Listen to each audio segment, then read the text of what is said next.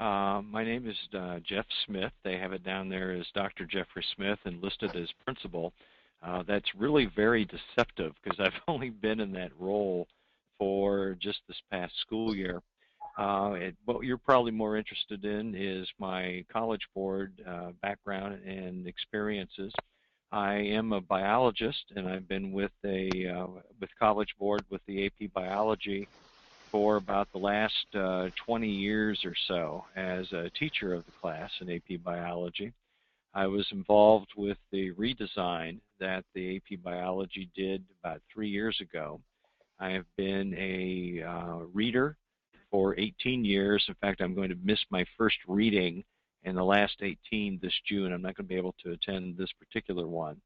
And at the Read, I've been various ranks, what we call a table leader. And on the year of the new exam, I was also the question leader for the first question on the fruit flies with the behavior and the chi-squared lab. And if any of you are familiar with the biology, you probably know that particular question. I do a number of AP workshops across the country, and I've actually done workshops in Taiwan and in China. So I'm kind of listed as principal, but that really doesn't portray me well in the terms of my experience with College Board and with AP. Stephanie? Thank you, Jeff. So I'm Stephanie Hyatt, and I am the lead English teacher for Huntsville City Schools in Huntsville, Alabama. I teach AP English Language, and sometimes I teach AP English Lit, but the Lang course has sort of been my favorite for the past 10 years, I believe. In my afternoon duties, I travel around the district and work with our pre-AP honors and AP teachers to develop curriculum and work on instructional strategies. And then outside of those job responsibilities, I lead workshops personally and also for laying the foundation and the National Math and Science Initiative on pre-AP strategies and honor strategies. And I work with the A+ College Ready Initiative, also with developing the pipeline for districts looking to improve and grow their AP programs. Okay, great. So that's just a little bit, what I found really interesting about both Stephanie and Jeff is that they teach AP, but in such different capacities of socioeconomic parts of the country. And what I found is that, you know, even though they do teach in so many different areas, they really do find some of the same experiences. So what I'd like to do first, if you guys have any questions, like you've all have been so kind to say what you see and what you don't see. So I think you all figured out how to do that. We are going to have some polls throughout the whole webinar so we can find out what you are experiencing out in the AP world. My name is Nancy Grieve, and I'm actually one of the managers for the AP specialists in McGraw-Hill. So what I want to ask you two first, Jeff and Stephanie, is what are some trends that you're seeing with AP? Jeff, you want to go first? You want me to? Well, the ladies first. How's that? I appreciate it. As Courtney mentioned, or I'm sorry, as Nancy mentioned a moment ago, I do teach in a different economic climate than Jeff does. I teach in a Title I school and work with, you know, students that would mean I'm representing. We have over the past several years seen a trend to open up the doors as wide as possible for AP courses. 10 years ago, when I started teaching AP in a Title I school, we had 20 people register on a good year. And this year I had 75 students in my AP language class, and that represented half of the juniors at our high school. So the district, and I agree, considers that phenomenal growth and excellent opportunities for those students. It also represents a very different philosophy than we held just 10 years ago when we saw AP as a course for gifted students, sort of the high school equivalent of a gifted education program. And now we see AP not so much as a course for our gifted students as much as it is a course for our highly motivated students, students who are willing to put in the effort and try something that, you know, they may not be initially successful at. And that means that as a teacher, I've had to sort of change some of my philosophies and focus on some prep work before the course begins, and also on sort of soft landing strategies that would allow more students to be successful coming in at the beginning of the year. As Stephanie said, go ahead. No, go ahead, Jeff. I was just going to paraphrase a little bit here. As Stephanie said, we're kind of at opposite ends in terms of the teaching spectrum. I teach at a gifted and talented magnet school for the state of Indiana. So theoretically, all of the students that I have sitting in the classroom in front of me have qualified as being a high ability student, either in terms of mathematics or in language arts or in both. That doesn't automatically translate into science interest and science ability. So we've had what I would have called open access, that any student that wanted to take the class could, and particularly if they were thinking about going on professionally in a biological science area, we would strongly encourage them to consider about adding AP biology to their curriculum. But in the workshops where I lead them, we talk a lot about College Board's policy with equity and open access.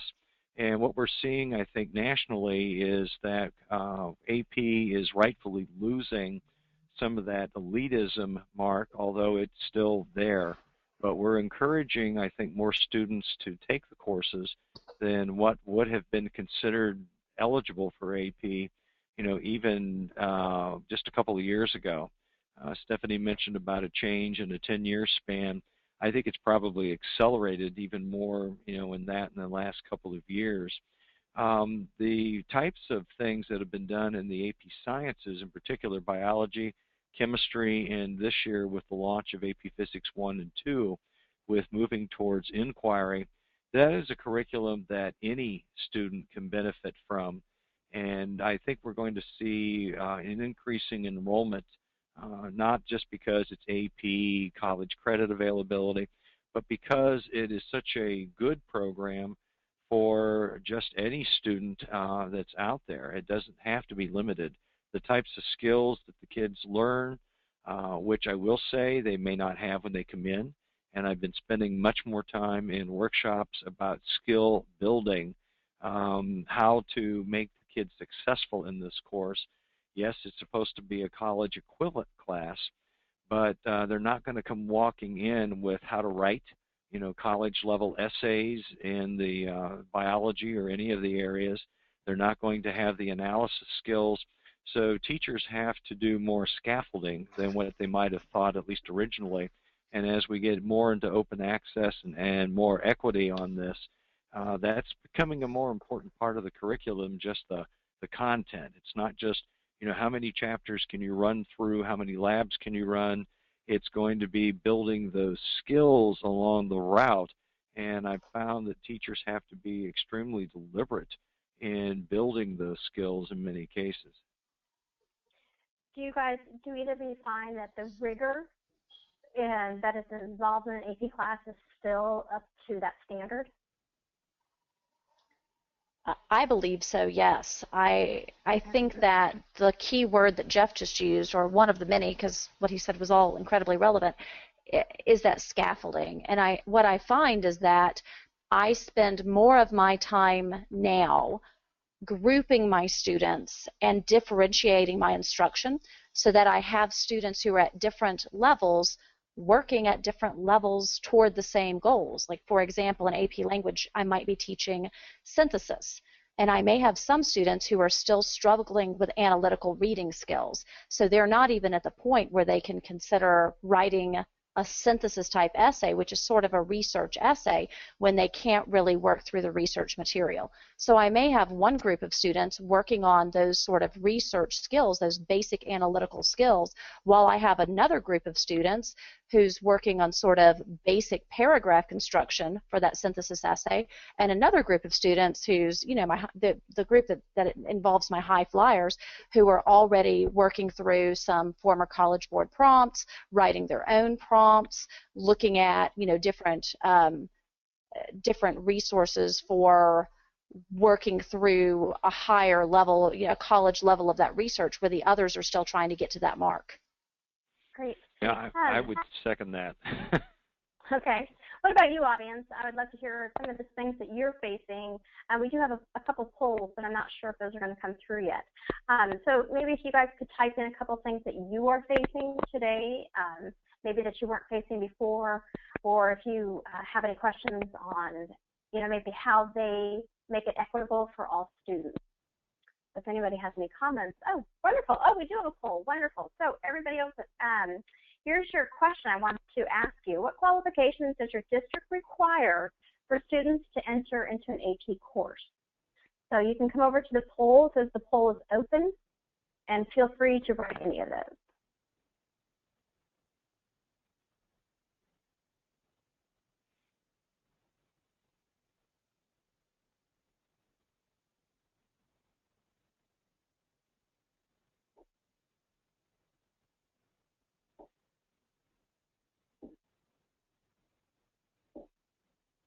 So what qualifications does your district require for students to enter into AP courses?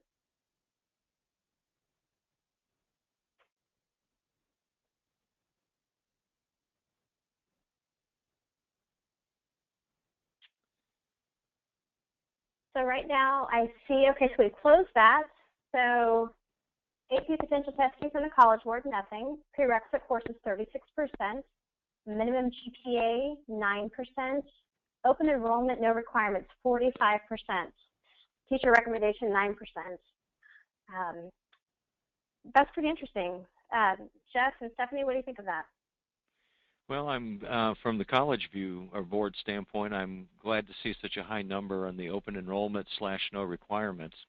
With the prerequisite course, I get asked that a lot in my summer APSIs about, what should the kids have? Should they have chemistry going into biology? Should they not have chemistry? Should they have, this or that and the other? I've had kids come into my AP biology class not having had chemistry, a traditional high school chemistry class, or they've come in and they've never had a basic biology class. And you would think that would be a disaster for the college level AP biology content. And it turns out it's not. I have found that actually for the level of chemistry, to talk about that one specifically, with the AP biology, we're not doing the mole calculations and the thermodynamics and some of that intricate math levels that are in the general chemistry courses. And so we get along fine as long as they know the basic elemental symbols, understand valences and chemical bonding, something that we can do very much in a review scenario, and we move on without that being a problem at all. I've been asked a couple of times about what I think is absolutely essential for the kids to enter into an AP course, and it's not one of the ones that's listed. I often reply back and say time, that the student has to have the time to spend on the course. If they are trying to work 40 hours a week, do 3 sports, be involved with 6 clubs, and take 3 other AP classes and try to survive in my class, it's not going to happen. They have got to have the time to devote to the class. And then the kids will say, well, how much time should I have available? And I often tell them you need an hour at minimum outside of class for every hour that we're in class, just to keep up with the materials, to do the homework, to do the studying, to do the materials. And I've often seen very high ability kids who got stretched too thin and didn't have the time and just crash. And then on the other reverse side, kids who were modest in ability but put in the time, did the work, did the effort, and be very successful in the course. That's very encouraging, actually.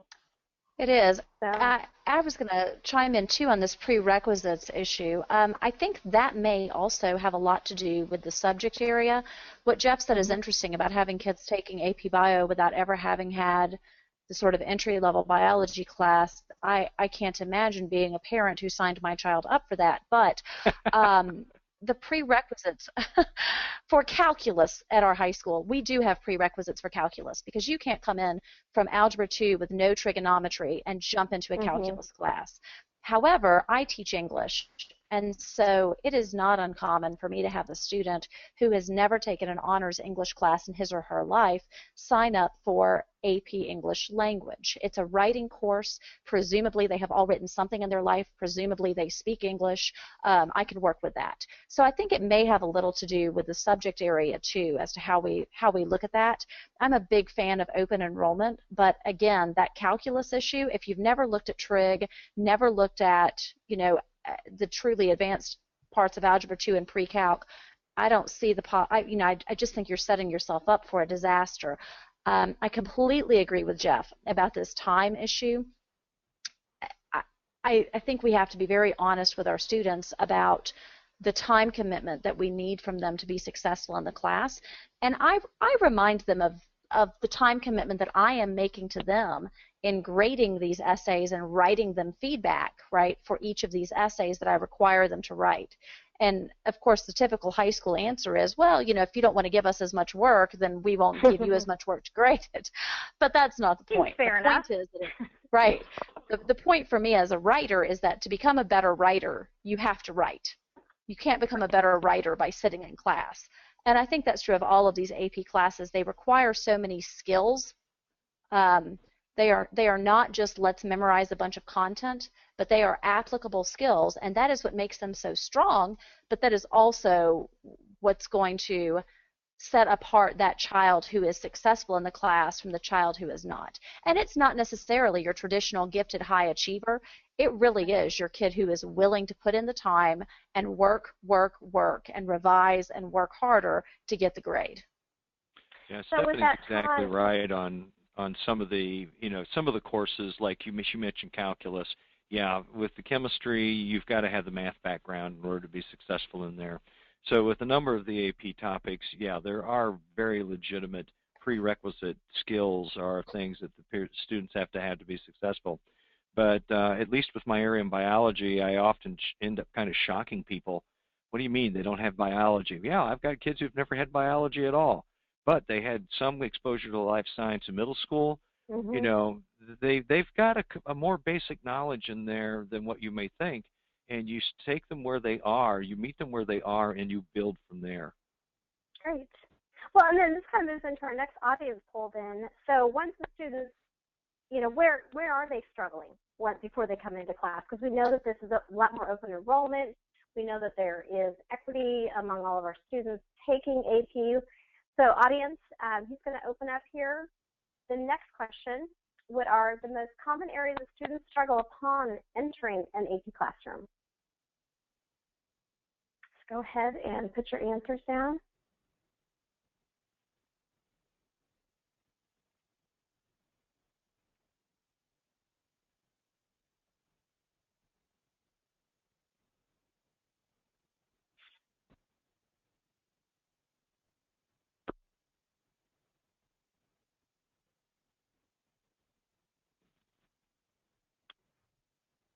How interesting. Once again, time.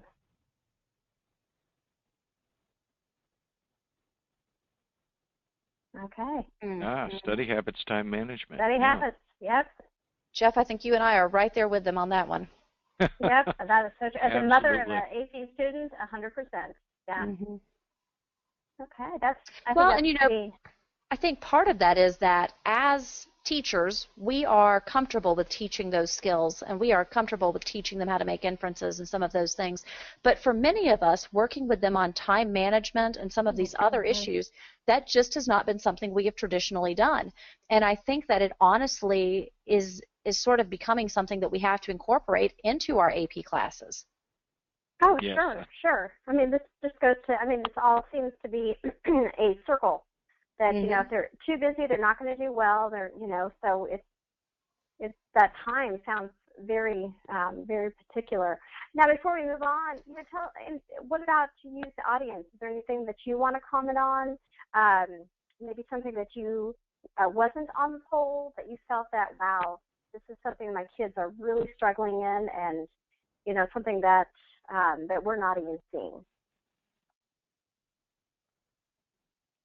Where you all have perfect students that get 4s and 5s all the time. Yeah. While we're waiting No? maybe for something to come in, the one I would throw in is I find my students don't have a lot of confidence sometimes in their reasoning ability. And Okay. along with that, the justifications. I keep asking them, okay, what is your answer? Why do you say that? What's the justification? Validate what you have in your answer to me. And they'll go, well, I answered it. And I said, you gave me an answer, but you didn't give me any explanation or any justification for that. So it's not only discuss, it's discuss and justify. There's two pieces to this, and one by itself won't make it. And I know in our biology exams, many of our questions, at least historically, have been set up where you throw a factual answer back, but then we want the justification for it, and the kids will get the first point, but they won't get the second. And you've got to score well on both areas in order to get a high enough score, to get the 4 and the 5. So that's a habit that the kids have to develop, and it's one that at least we've had to drill and work on. Okay. Stephanie, what about anything you want to add to that? Oh, no, I think he's exactly right. Jeff, I see the exact same thing in language. I'm thinking of teaching, for example, the argument essay and how you write an argument. And it's so funny because the kids will say things like, especially early in the year, they will ask specifically, well, what do you mean? Or what do you want? Or, give me an example to use, because they just haven't figured out that they have this background knowledge that they can relate to these larger concepts, but they're and I don't mean to denigrate them in any way. I'm teaching high school juniors, and their worldview is simply not large enough yet.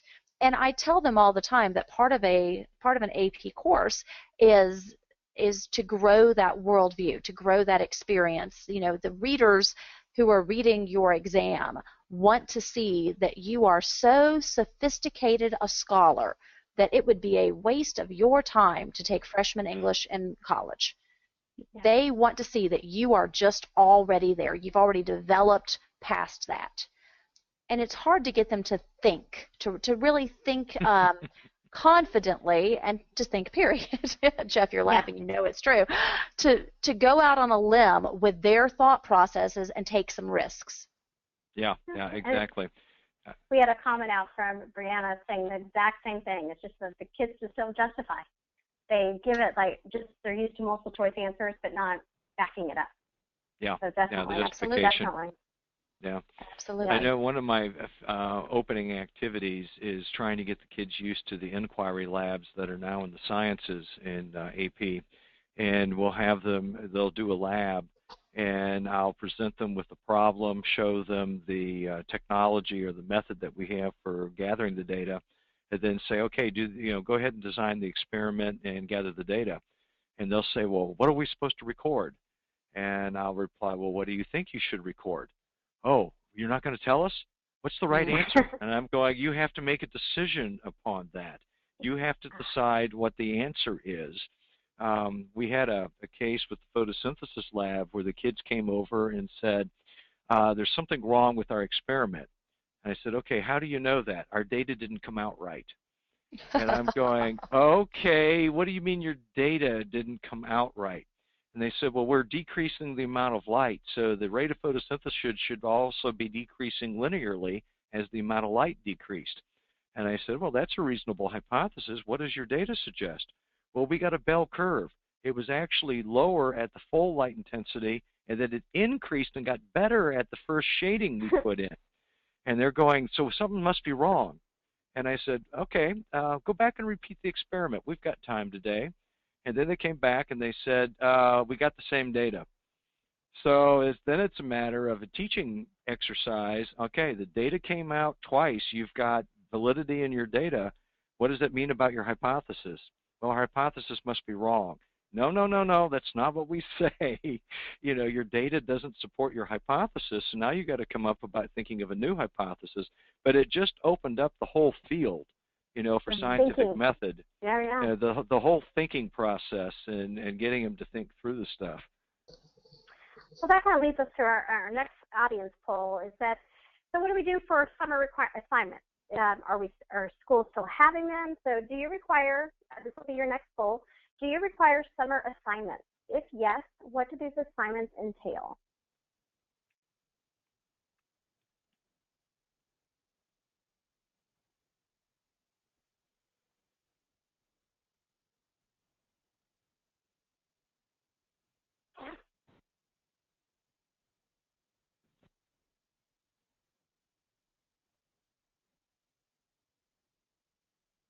Okay, that looks pretty good.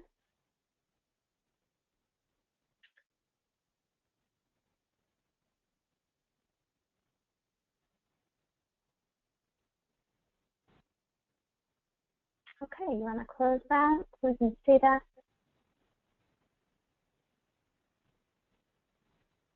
So it looks like, here we go. Whoops, we lost it. That's okay. 36 have some sort of reading supplement, book to read or write a report. 9% pre-read in the textbook. 0% watch a video. 9% use McGraw-Hill Education on board, and 45% no summer assignments. So, Stephanie, what is your school like? What do you have? I do. Yeah, I would like to touch on this. This is something that we are looking at revising a bit this year. For my course, because it is an English course, students do have a single summer reading assignment, a single book that they must read. I'm sorry, one that is required, and then they have a choice of one of 5 books that they read. And I begin the year, working with that first required text. Now, previously, we had 3 required texts, and none of them were fun. The 2 that we have now are fairly fun. One is The Things They Carried by Tim O'Brien, which is really popular with students. What we're looking at, and the reason this interests me, is we are a Title I school, and we are looking at creating a summer lab experience for our students.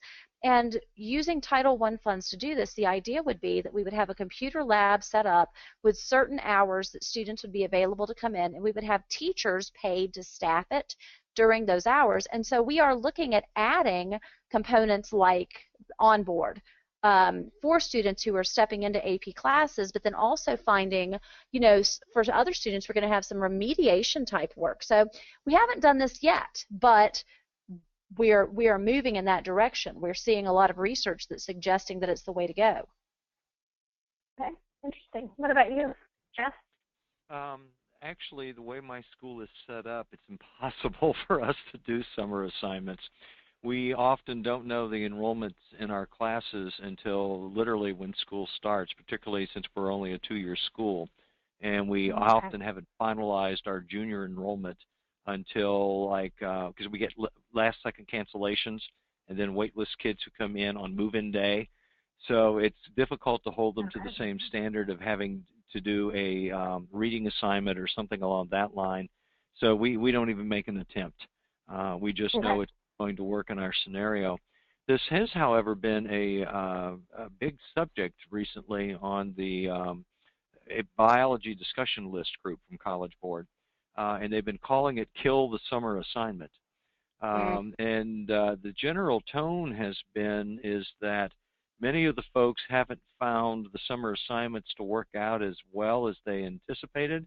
They thought it would be a way of getting kids into some background and showing some commitment, getting ready to come into this, tough AP course.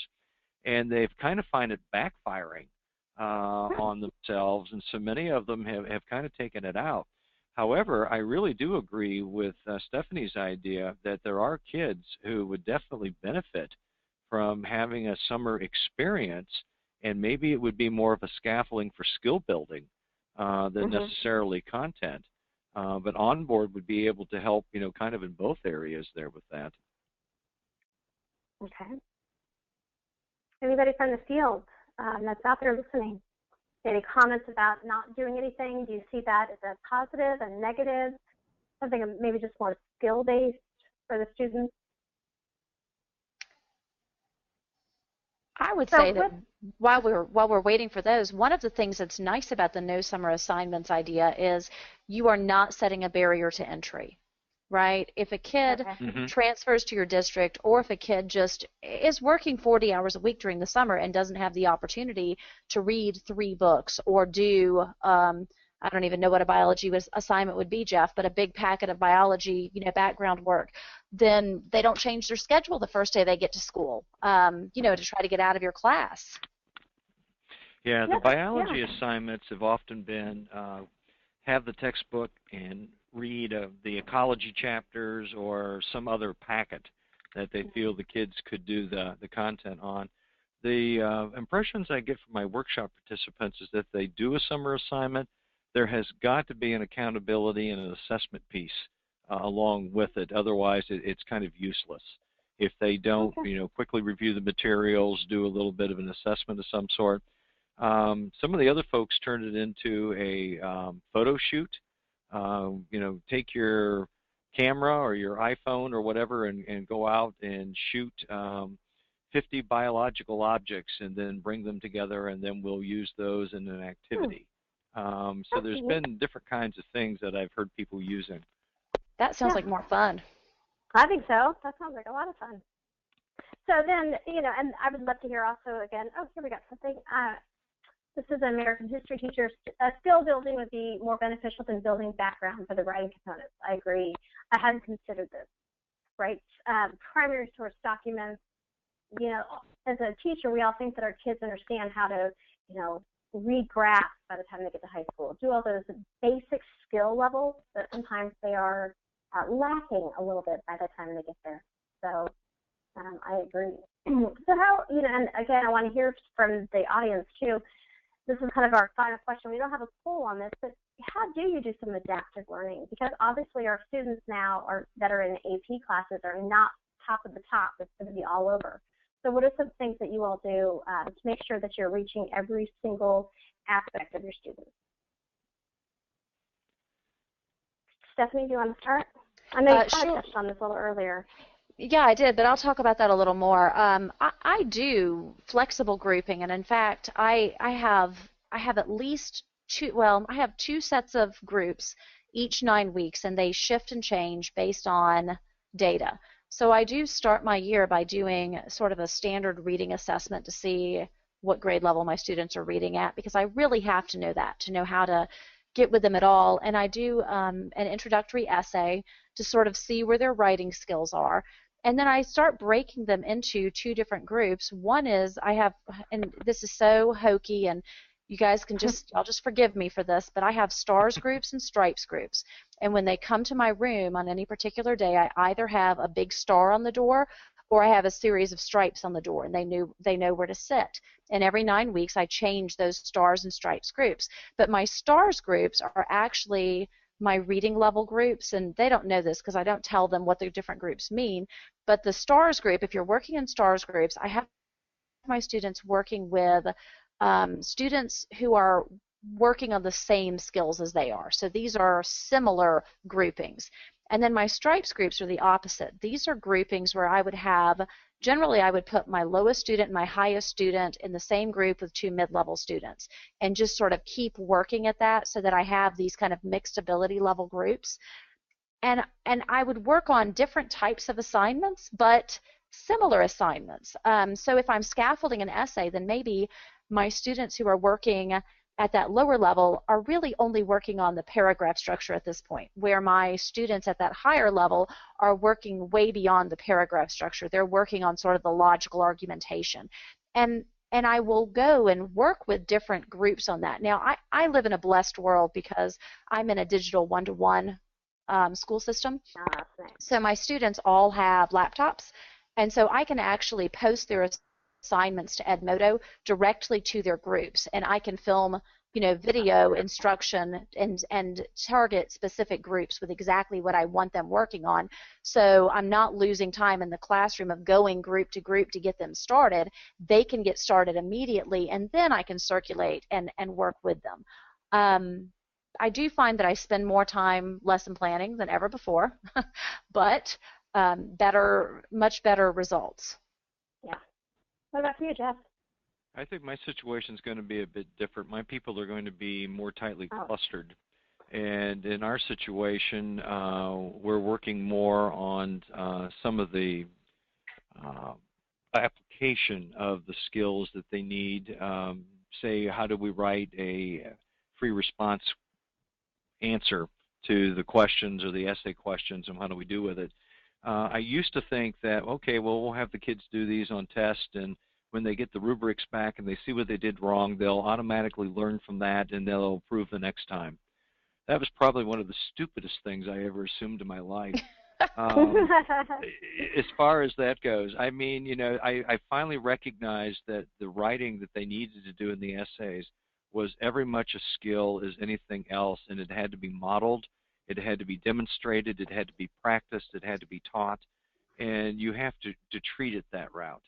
One of the ways that I introduce the writing aspect on our free response questions is that we'll have the kids take a past essay question. I'll have them write it however they think it should be answered. We'll then grade it on the rubric.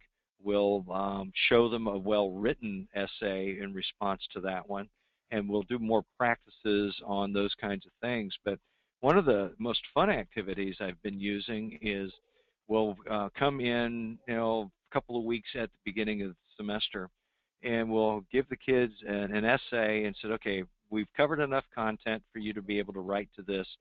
Here's the essay question. You've got 20 minutes to do your writing. So they write. And then what we have them do is put the essays aside, and usually our biology essays have like a part A, a part B, a part C, that kind of thing. And so I'll say to this group over here, okay, you guys have to write the rubric for part A, and we have to put it up on the board and then defend it. You have to decide what gets points and what doesn't get points and how many points it's worth. Okay, you guys have the B section, do the same thing. You guys have the C section. So now they've got to start thinking like an exam reader and anticipating what should have been earning, you know, the points, which is what they really should have been thinking about when they were writing. But they're not doing that. They're just getting an answer down. So now they've got to be not only the reader, but they've got to be the rubric setter as well. And once we've had the presentations and we've decided upon a common rubric, now go back and read your essay and grade it according to the rubric and write your points on the back where nobody else can see it. Okay, once they've done that, trade papers, and now read your neighbor's paper using the rubric. Again, write the answers or the point systems that you've awarded down, and we'll have several peer readings on this. And then we come back and take a look at it, and what we typically find is that they score themselves higher than what they get on the peer reading. And what we find is that, well, you knew what I meant. And I'm going, the reader only knows what you meant if you wrote it out. And so they get that aspect about what it's like not only to be a writer, but a rubric setter and then a reader. And if they see all those different dimensions of the essay, it really improves their skills very rapidly. And then we do a couple more activities very parallel to that. But it brings them up to writing speed very quickly. Great, great. Well, I want to say, does anyone have any questions? Or I see someone that came through. Have you seen significant growth in their writing using this new tool that you have, Jeff? I'm sorry, what was that? Have you seen significant growth for your students using this model? Oh, yes, considerably, considerable growth. That work, that puts them, I mean, when we have our first real test, they're writing at pretty close to AP level right at the very beginning. It brings them right up there. Now, obviously, some students take longer to get to that level. Sure. It's a skill. One of the other things that's really good is that College Board has sample student responses for the essay questions on the website, on AP Central. And those are excellent to lay down and have the kids take the rubric, grade a 10, a 5, and a 3, or some other different, distribution.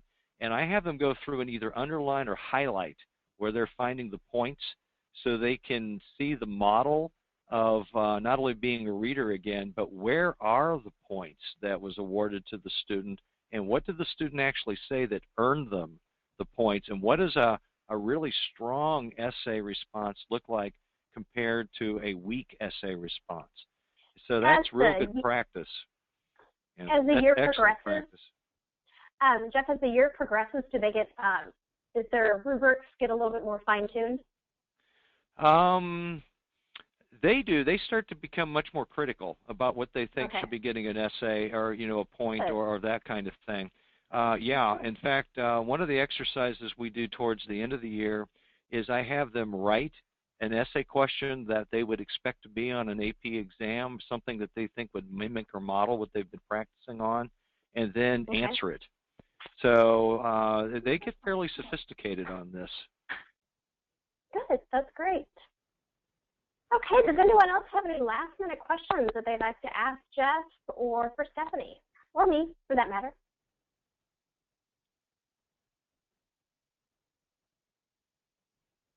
Well, if not, I'd like to thank you so much. Up here on the board, just if you are interested, we talked about a little bit about onboarding.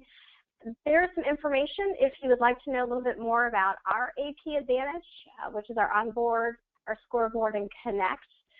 Feel free to go online and find out a little bit more. Onboard is what gets ready for, it's a skill base that gets kids ready for the skills that are needed in an AP class. It's agnostic. It's not for a particular book. They're just skill based. Connect is our program that we use all year long, and the scoreboard is our fully adapted program for every individual student. So it really looks at the skills that they know and that they don't know. But if you want to get on here, go ahead and find some more information, and your rep would contact you to give you some more information about our AP Advantage. So we do want to thank you so much for being here. And again, any last minute questions? If not, enjoy the last few weeks of school year and hope you have a fantastic summer, and we hope all of your kids get 4 than 5 on the test. Stephanie or Jeff, you want to say anything? I've got one more little question here. Thank you. Great. So you want to, Stephanie and Jeff, do you want last minute words? Oh, any last minute words? If you're new to AP, I always caution people that it usually takes 2 or 3 years for the teachers to become fully effective on learning the program and getting one step ahead of the students. Year 1 is survival. Yeah. I think it's just the teaching. Because it really is a very high demand on the lesson planning and the teaching with that, and it does take 2 or 3 years to really work it up. You do have to work to grow your program, but I think we've often underestimated, that quality of kid who can do well in these courses. Any kid who makes it through these courses is going to be improved, whether they make a 4 or 5 on the exam or a 1 or a 2. Just the discipline and the practice and the exposure that they get in these courses is going to have a lasting effect on them. Right. Yeah, and I guess my last bit of advice is just involving the grades before you, and that is working with your vertical team, and if you don't have a vertical team, figuring out who they could be. We meet with our middle schools. We go all the way from our 6th grade teachers through our 12th, and we look at skills progressions, and we're a Common Core state, which makes that a little bit easier because it's laid out for us what kids should be learning at each particular grade level. But we meet as a team of professionals, all of us recognizing, and sometimes there's a feeling that the 11th and 12th grade teachers look down on 6th and 7th grade teachers, and I think that's not the case at all. And we need to let those teachers know how much we value the work that they are doing, laying that foundation that our kids are going to need when they get to 11th and 12th grade. And I actually have had meetings with those teachers where we sat down and showed them what an AP exam looked like, so they would know exactly what we were going to challenge their students with 5 years down the road. So I think laying out that type of communication and establishing those relationships can be crucial to growing your program. Great advice. Well, thank you, everybody, and take care and have a wonderful summer. And so this will conclude our webinar on AP. So thank you very much. Thank Bye-bye. you. Bye-bye.